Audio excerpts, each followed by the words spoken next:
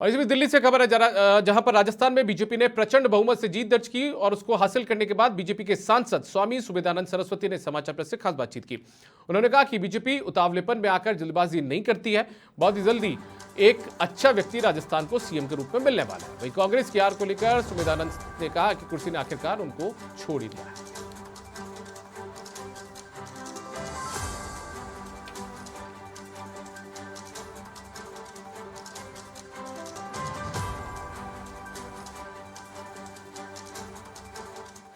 राजस्थान में बीजेपी ने प्रचंड जीत हासिल करी और इसी पर हमारे साथ यहाँ पर खास बातचीत के लिए मौजूद हैं बीजेपी के सांसद स्वामी सुमेधानंद सरस्वती जी। सर, सबसे पहले तो बहुत बहुत बधाई आपको, जिस तरीके से राजस्थान में प्रचंड जीत हासिल की है। क्या लगता है कि जनता ने क्या मैसेज दिया है बीजेपी को चुनकर और कांग्रेस को हराकर? बधाई के लिए धन्यवाद।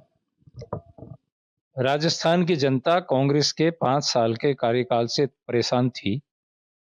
महिलाओं के साथ में रिकॉर्ड बलात्कार हुए, इतना अत्याचार अन्याय प्रदेश में और देश में कहीं भी नहीं हुआ। किसानों के साथ में छलावा किया गया, झूठ बोली गई कर्ज माफी के नाम पर, युवाओं को रोजगार देने के नाम पर उनके साथ छल हुआ और जितनी घोषणाएं की वो सब थोथी और झूठी निकली। प्रदेश की जनता इस मौके की तलाश में थी, कब मौका आए इसका जवाब इनको दें, और उसका जवाब दिया है कि कांग्रेस हार करके मैदान से बाहर हो गई है। भारतीय जनता पार्टी की सरकार बन रही है, स्पष्ट बहुमत में मिल गया है और फिर अच्छे दिन आएंगे, ये मैं आपसे निवेदन करना चाहता हूँ। मेरा दूसरा सवाल होगा कि एक्स सीएम अशोक गहलोत लगातार वो कहते थे कि मैं तो मुख्यमंत्री की कुर्सी छोड़ना चाहता हूं, लेकिन ये कुर्सी मुझे नहीं छोड़ रही है। क्या उनकी इसी बयान की वजह से जनता ने एक जो मैसेज है वो उनको दे दिया है?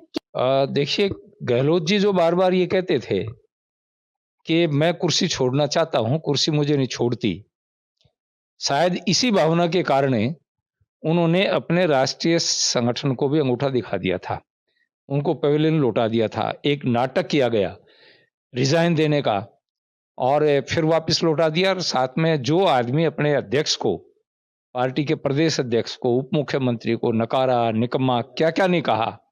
तो ये अहंकार ही था और उसका अहंकार का जवाब पब्लिक ने उनको दे दिया।